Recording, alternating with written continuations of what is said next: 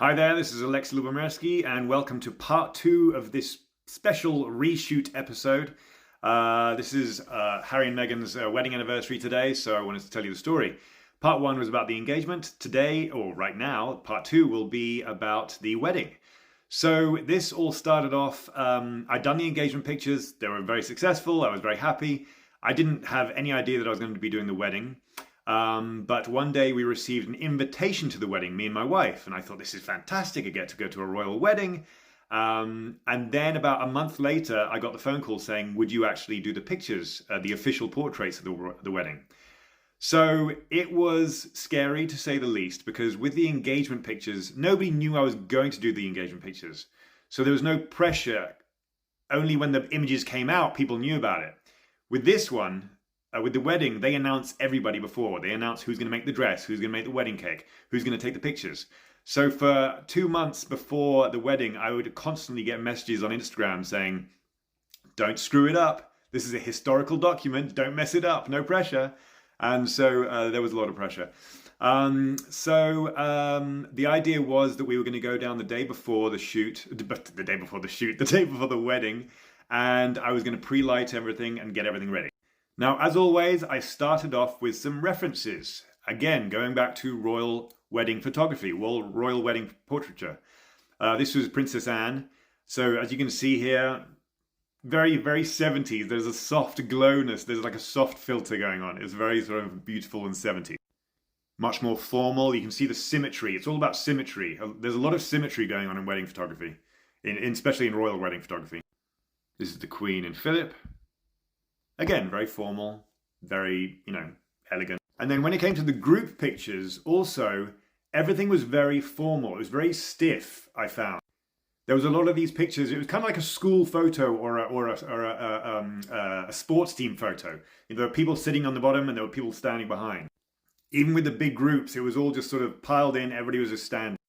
And here again. So I was trying to break away from that. I thought, how can I get something different, but still within these very fine parameters of what royal wedding photography can be?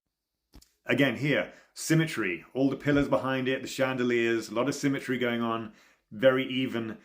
So I thought, how can I break this? What were the references that I was going to need? So I started to delve into anything. Paintings, old pictures. Now, obviously, I'm not going to get somebody lying, Prince Philip lying on the ground. But I needed something to pull me away from that stiff sort of military photo format. Looked at Annie Leibovitz's pictures, all her group pictures where it's much more of a wave situation rather than a straight line.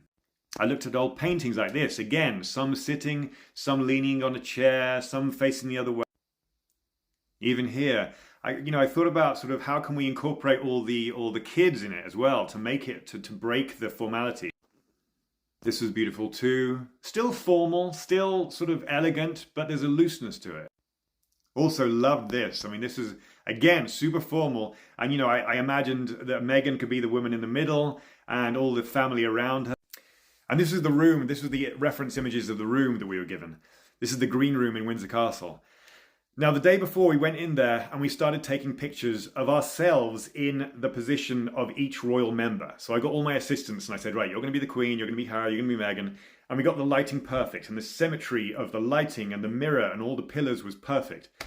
And then this annoying little voice in my head, this creative voice that all creatives have, started whispering to me. And it said, why don't you just go turn 45 degrees this way and just go diagonally onto the room? And I was thinking, yeah, but if it's diagonal, then it's not going to be symmetrical and it's going to be off.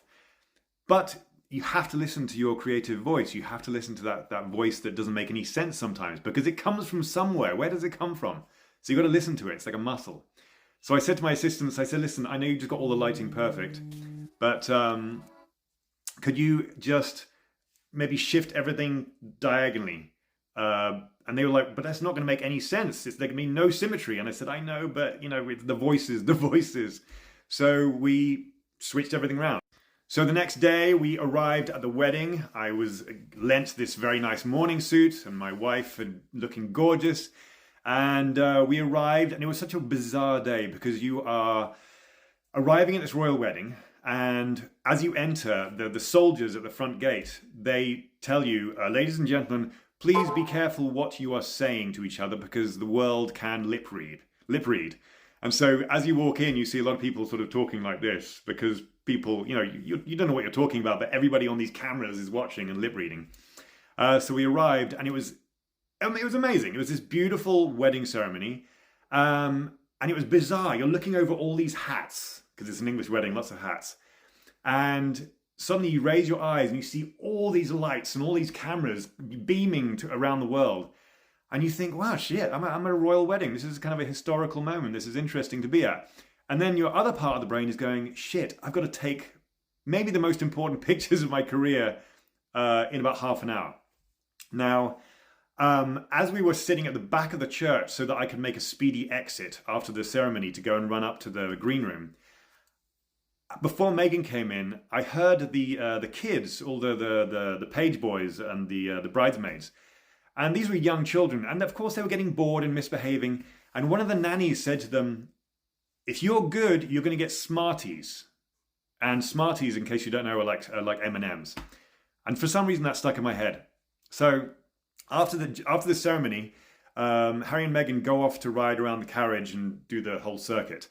And I ran up to the green room, and I got to the green room and I said, "Is everybody ready? Because we've got to be ready. Because I had spoken to Harry before and I said, listen, is there any tips of taking pictures of your family? And he said to me, listen, just with my grandparents, the Queen and Philip, they're very old. They've taken so many pictures in their life. It's not their fun part. So if you don't get it quickly, they're going to just move out."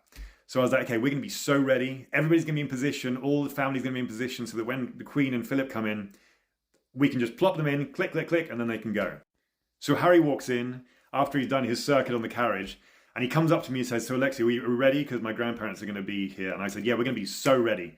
And all of a sudden he looks over my shoulder and goes, "Oh, they're here." And I look over my shoulder, and then there's the Queen and Prince Philip standing in the middle of the room. Nothing is ready. No family members are in their place.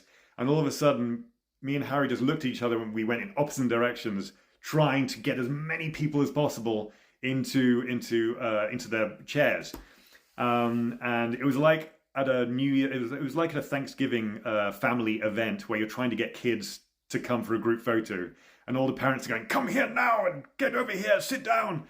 And so I sat everybody down. So this was the interesting part, getting them into their positions. Now, as we're all running around, I see the Queen standing there, and I say to her lady, her assistant, I say, "Could you just go and tell Her Majesty that we're going to be just 5 minutes?" And she looked at me and said, "No." So I had to walk up to the Queen and say, "I'm terribly sorry, Your Majesty. We're going to be about 5 minutes." And she looked at me and said, "It's not me you need to worry about." And I said, "Oh, okay." So I led her to her chair and I sat her down, and I was running around getting all the kids and everything. And we finally got everybody in. So as I said, remember, it's 3/4 onto the room, so there's no symmetry. I had all the kids there, some on the floor, some standing, some on laps, just trying to get a bit of informality to it. Because with royal photography, there's etiquette and there's hierarchy and there's certain formalities you have to adhere to. So there's not much you can do differently. But I tried to break it where I could. And at one point, none of the kids were looking at me. They're all running around. And I could see the Queen shuffling in her seat. So I suddenly shouted, "Who likes Smarties?" Remembering what the nanny had said before. And all of the kids looked at me, and Harry suddenly said, "Me," which makes you smile. And everybody laughed and smiled, and the kids were like, "Me." So I took the picture, snap, snap, snap. And then the Queen and Prince Philip could get out of there. Then we did this one with all the kids, which was much easier to be informal because, they were just sort of kids. And then I was allowed to take the couple outside for literally 2 minutes down to the rose garden to try and get something less formal, because we'd already done a picture of them two standing very sort of proper, like the reference pictures. And I said, let's get something more informal outside. So we took them outside, and it was the first moment where they were alone, apart from me and a couple of people, but without all the people screaming around them and all the crowds. And it was their first moment as a married couple where they were just alone. And there was this sense of relief and beauty and joy. And they just slumped on the stairs and I got this picture. And this was one of the outtakes as well. So it was just a beautiful moment. And after that, boom, we're all out. They all went off to do their other things. And that is the story of Harry and Meghan's wedding.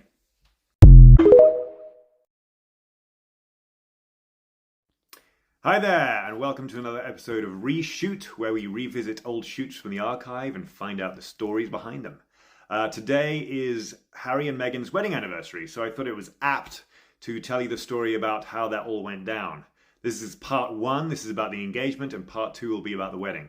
It all started when I had flown back to England because my mum was having an operation, and so we all piled into the hospital. It was going to be a 10-hour operation. And the doctor said, I'll call you after 10 hours to let you know that everything went okay. So after 9 hours, 10 hours, spent the whole day walking around the hospital, just praying and eating sandwiches and coffees. And the whole day we'd seen on the TVs in the corner of the rooms, the news cycle of the day. And the news cycle of the day said, Harry and Meghan get engaged. But I didn't really take it in because I was thinking about my mum. So then after about 10 hours, nobody had called. 10 and a half hours, nobody had called. We were starting to get worried.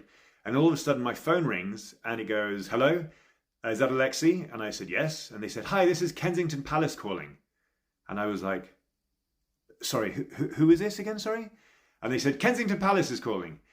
We want to know if you do a project with us. And I thought, and then all of a sudden I suddenly remembered the news of the day about them getting engaged, and I thought, oh my God, my friends are pranking me. And I was just about to start swearing down the phone at them, saying, how can you do this on my mum's operation day? But I kept my composure. I took a deep breath and I said, sorry, one more time, who is this? And they said, it's Kensington Palace. We want to know if you'd be interested in doing a project. And so I said, yes, but can I call you tomorrow? So I took their number. Anyway, my mum operation went great. The next day I called the palace, and in 2 days after that I was driving down to London to meet the couple to see if we vibed and to see if I would get the job of taking the official engagement pictures. So I went down with, as always, references. So I started off looking at old royal engagement pictures. This is the Queen Mother and King George. Because there are certain rules to royal engagement pictures. You can't have people licking each other's face and going crazy with the affection. You can see the ring. There has to be a certain elegance to it and a certain reservedness to it. So I started looking at these old pictures. This is Princess Anne's official picture. You can see the ring just there. So this was like the 70s, I'm guessing. So it was a bit looser. It was a bit less stiff. This was the Queen and Philip. So obviously quite sort of formal, quite stiff, not much affection. I mean, she's smiling, but you know. This is Princess Margaret. So again, you can see the ring. This was a little bit more informal as well. And then it came to this one. This was probably the most informal because they were hugging. There was showing some affection, and you could see the ring. So that was kind of an interesting evolution. This one I thought was really, really funny. This is Queen Victoria and King Edward, her son. And there's lots of stuff online about how she photobombed her son's engagement picture. And she's sitting in between the couple and she's looking at a statue or a bust of her dead husband, Albert. And so I just think this is such a funny one that there's, not much romance going on. So then I brought my references. Now, obviously I knew I wasn't going to get this, but I needed to aim towards something that had much more modern affection, less stiff. So I was bringing images like this just to give an emotion. Obviously I was never going to get them lying down on a couch, but it just gave an emotion. Marilyn Monroe and Arthur Miller. Again, just showing an emotion. I know I'm not going to get this, but just to lead people in the right way. This I thought was really beautiful. This was great. And again, it was a looseness I was looking for. I was looking for real, authentic affection. And then this one. And this one. And then this one. I wasn't quite sure whether I wanted them looking at the camera because most of the pictures of royal engagement pictures have them looking at the camera, again, being quite stiff. Now, as I was sitting talking to Harry and Meghan and I was showing them the references, at one point I watched them as they were talking. They were sitting next to each other, and every time one of them spoke, the other one would look at them and literally glow. And it was so beautiful to see. You know, when you're sitting next to somebody, a couple who are freshly in love, or they've just come up with some amazing news, they're going to get married or they're going to have a baby, and there's that glow to them. And they were just glowing, and they would look at each other and there would just be this twinkle. And I suddenly said, you know what? Forget all the stuff I'm trying to tell you, all these references. I just want to photograph you guys as you are, right? If you just give me a camera and let me follow you around for the day in Frogmore House, we'll just take some nice pictures, and I might direct you a bit, but essentially all the magic is there in front of me. So I got the job. 2 weeks later, we were all rolled into Windsor Castle and into Frogmore House, and it was formal. You sensed this formality, and I wanted to break that. So we started off doing some pictures inside, which were just really huggy pictures, kind of like this. Pictures that you will never see because Harry and Meghan have those, and they weren't chosen for the final ones, but it helped me loosen them up. It helped me show them I'm not scary. I'm not going to sort of stick a big fat camera in your face and just say, perform. It was just about conversation, just like I'm talking to you now. It's like, hey, yeah, great, just you put her arm around there and yeah, give her a hug, give her a squeeze, and it loosened them up. So then we moved outside. So this was the first picture. Now, because this was the first one that we were doing, this was in a suit. I put a suit onto Harry because beforehand I think he was just wearing a shirt and it was more relaxed. And I said, this is probably going to be the formal one, right? We were trying to get 3 pictures out of it at the end.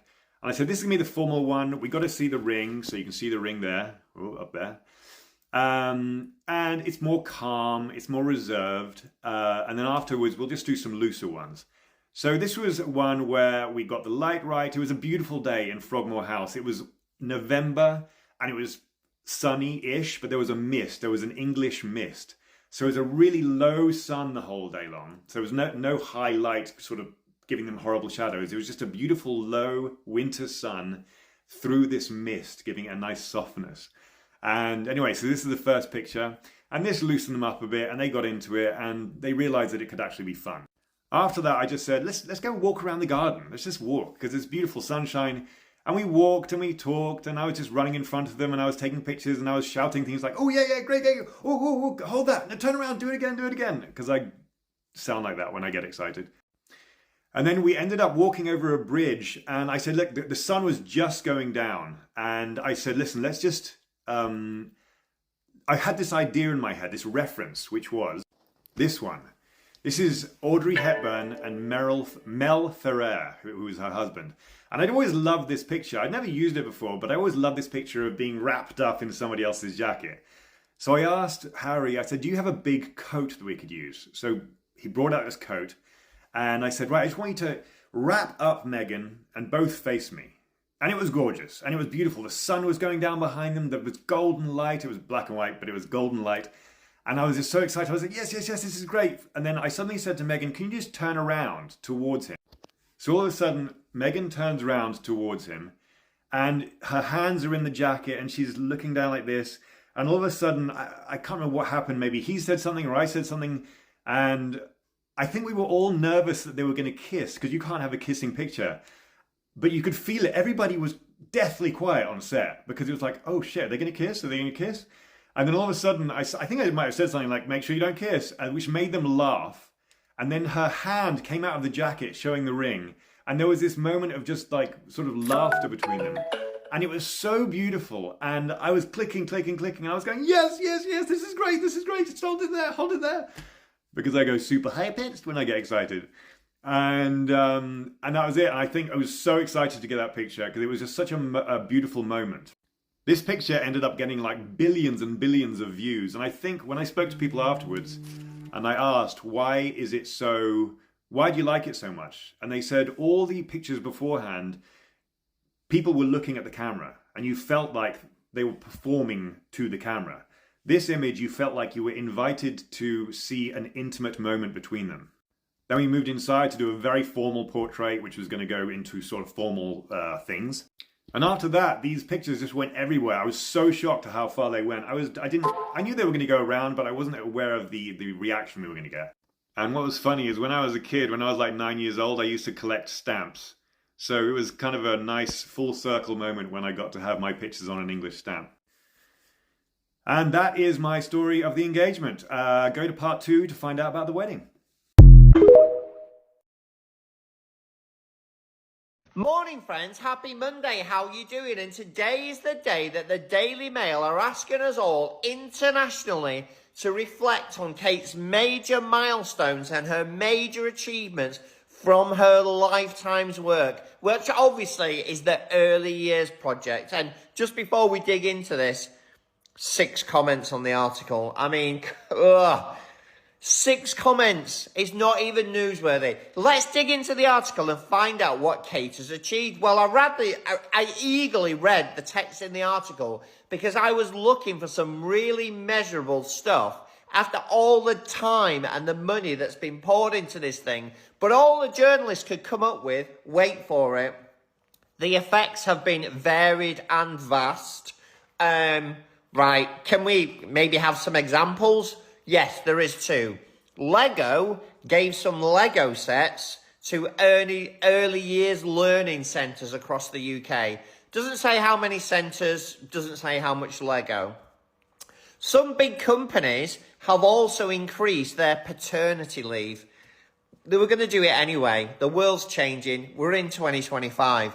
All this mechanism for parental leave and changes to parental leave is pretty much changing globally. It's called societal progress. And other than that, guys, I don't know why I bothered writing them down. Other than that, there's absolutely nothing. It's another fluff article because somebody's called up a journalist and said, you better rush out some positive stuff about Kate. It's as simple as that. We are literally living in a North Korean type society where the press think that they have to dictate the narrative of the non-working royal family because the non-working royal family are so lazy and bad at what they do. I think of everything that Kate could have achieved with her life so far, and I'm just disappointed. As ever, comments are open. Have a brilliant Monday. Let me know what you think. I feel like I'm going to disappoint so many of y'all when I say this, but y'all, I watched that Meghan Markle show. I can see why so many people are angry. I can see why so many people are upset. When you have been centered for so long as the definition of womanhood, when your features are supposed to be the definition of beauty, when the majority of the princesses that you've read in books or seen in films look like you, or at least have some of your features, and then someone who doesn't possess much of that comes along and gets the storybook ending that you felt entitled to, it's like the little kid at the birthday party, someone else's birthday party, pretty much losing their minds because it's someone else being celebrated. It's like that. People are calling her unrelatable, and I'm like, unrelatable to whom? Seems like a lady who's just happily enjoying her life. People are saying she's out of touch. Meanwhile, they are hate watching her show, giving her all the views. I'm going to step on your foot when I say this. Black women are allowed to have joy. We're allowed to have soft lives. We don't constantly live in a state of upheaval or without peace or without joy. We can make beautifully messy fruit salads in the shape of rainbows, giggle as we nervously craft candles with our friends for the first time, have tea in our backyards with our friends, and talk about our kids' birthday parties. Black women are not mere social justice mules. Black women can have and enjoy the soft life that lady is having right now. And your hate watching only helps her show. Y'all losing it online is only free promotion. And y'all losing it for any other reason than you just didn't vibe with the show. You didn't like the show. Y'all are crashing out over this lady being happy. That reveals something very, very deep that y'all need to go talk to somebody about, okay? Other people can be the princess. Other people can be centered. Other people can be pursued by the prince, because let's be for real, he was pursuing her. He was not coming after you. He does not know you. He did not see you on Suits. He saw her. Let's just be for real. Let's all deal with that and move along. So I'm going to go actually watch it and have dinner with my husband. So y'all enjoy your night.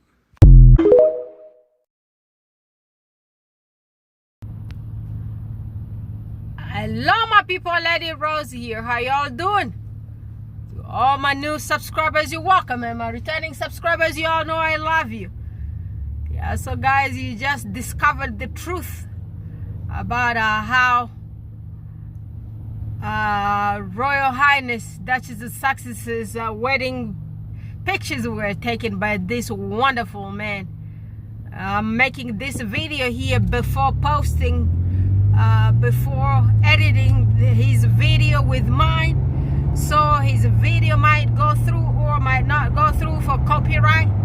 But my channel description does say that I do react to the video that are made about Royal Highness Duchess of Sussex with her husband, positively or negatively. So some person a few weeks ago gave me copyright, and that was because of the video that I posted of the Duchess of Sussex's makeup artist, Dan. He had an interview with one channel. With that channel is like a very little out here on YouTube. It's a bunch of white ladies. So those white ladies went and reported me to YouTube, and I went and took the description of my channel. I told YouTube that I do react to all those TikTok videos that are talking about Royal Highness the Duchess of Sussex with her husband and her entire family. So that's what I do. That's the description of my channel. You all told me to pick up a niche, and that's the niche that I picked up for my channel. So YouTube told me to write a letter, which I did, write a good, beautiful letter, and I sent it to YouTube. And the YouTube contacted that channel where it's called Beauty Something, Beauty, where then the Duchess of Sussex's makeup artist had that interview. And so YouTube told me to wait 10 days. If the channel does not respond, they were going to restore my video, and they were going to take the copyright report off my channel. And guess what? That's exactly what YouTube did. YouTube took my words. So if you have your channel out there, just write your channel description and tell YouTube what you're going to be doing, and do exactly what you told them that you're going to be doing. And guess what? If they remove your videos, or if someone reports you, they're going to bring it back. Yeah, this little segment here is for those queens and kings who are asking me, how do I use people's videos? I use people's videos because I did put a disclaimer, and I did put my description saying that I'm going to start reacting to those videos. And when you're going to start reacting to those videos, you have to make a certain amount of minutes of your own video to put together with those people's video. It's not like you just gonna go on there and grab people's videos on TikTok or Instagram and just put them as yours. No, you take their videos and you put your part also. And also yeah, so like I was telling y'all, YouTube had taken that video off, and then YouTube emailed that person, and that person did not respond. It's just mean. I believe it's just some of those racist ladies out there. You know, it's a lot of them. So when they might do something good, trying to support the Duchess of Sussex, because that friend of hers came on there to speak positively of her. But because we took that video to amplify the reactions from others also defending her, it's kind of pissing some of those races off. So all of those people sitting down there of other races supporting the Duchess of Sussex, some of them are just there for clickbait. So some of them have good hearts, like one of these white mama who does come here, one white queen who is on most of the videos, who kind of dissects all the videos really good, who says, Diana, we're here watching your son for you. That is the pure white woman with pure heart, and God bless her. She is the Duchess of AZ, I believe. Yes, she is on TikTok, and y'all go follow that queen there. She's a wonderful human being. She's one of those white people that I really care about. I have some of those in my family. The ones with good heart. They don't look at people. They don't look at people differently. They look at everyone the same. They don't hate you because of your color. Well, but don't get me wrong, I do have those racist part of the ones also in my same family. Yep, I have a few of those ones, and I have like a really ones with pure hearts, the clean one with good hearts, and those ones don't stick. The stinky ones are always those ones with terrible heart, because guess what? They have evil. When you have evil, you are gonna smell like evil. When you have evil, you're gonna sound like evil. You're gonna look like evil, and that's exactly how those racists look. So yeah, that guy had all the story behind the pictures that he took of the Duchess of Sussex's engagement, and also the wedding, how he got invited by His Royal Highness Prince Harry Windsor. Yeah, it was just wonderful. So I'm hoping the video is gonna go through so you guys could hear from him. I'm not gonna do lots of talking because I got lots of stuff to do. I need to focus on what I'm gonna go talk about in the meeting where I'm going to right now. So guys, did y'all see that part of video that Martin had on there with the mumbles? Yeah, so all of a sudden, because it was the Sussex's wedding anniversary, they put that little article saying that mumbles became relevant. But guess what? There were only 6 comments under that thing. And those 6 comments was for the duration of, I believe, which way am I going? Let me go this way. I believe that this article was there for over 6 hours. And over those 6 hours, there were no comments. Nobody was paying attention, because it's just the same thing. These people they poll themselves. They poll themselves from the courtiers. They call the Middleton Broken family to come out there and write the polling. But if they could have called Pippa's gonna say, no, my sister's not relevant. She's not even popular. She had big fake see. And you know, she is like bad news. She's a liar, and she be jumping everybody's bed out there like back in the day when we were young. So you know, if Pippa wasn't gonna take that mumbles side, I tell you seriously. That polling just coming from the courtiers and those servants in them houses. I even doubt if Mumble still has those servants, because the way she damn girl, that girl looks like a bad. She looks bad. She doesn't look like she's living those luxury anymore. It looks like, I don't know.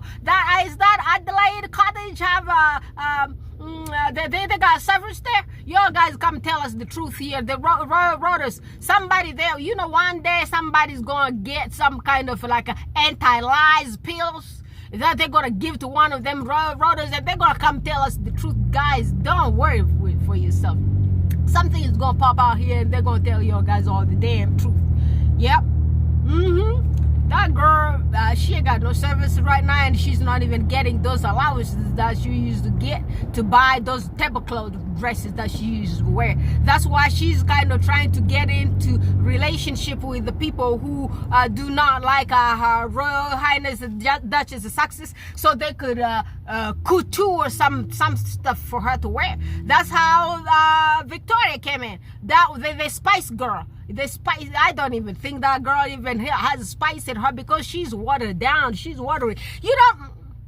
So she went to that Spice Girl to get her that suit that she wore. She was like, well, you need to just make everything look exactly like that of her Royal Highness the Duchess of Sussex. You mumbles, you need to call Princess Meghan her Royal Highness the Duchess of Sussex.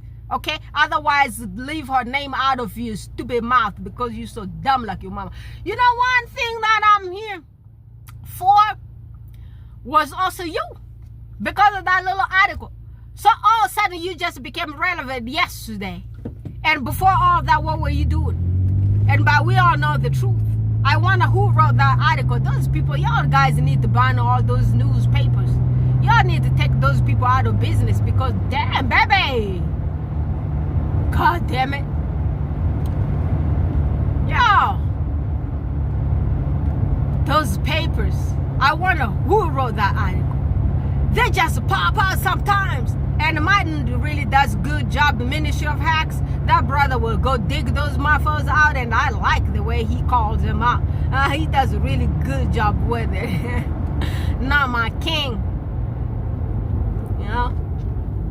Guys, I'll talk to you again tomorrow because I gotta talk right now, so I need to try to brainstorm what I'm gonna be talking about.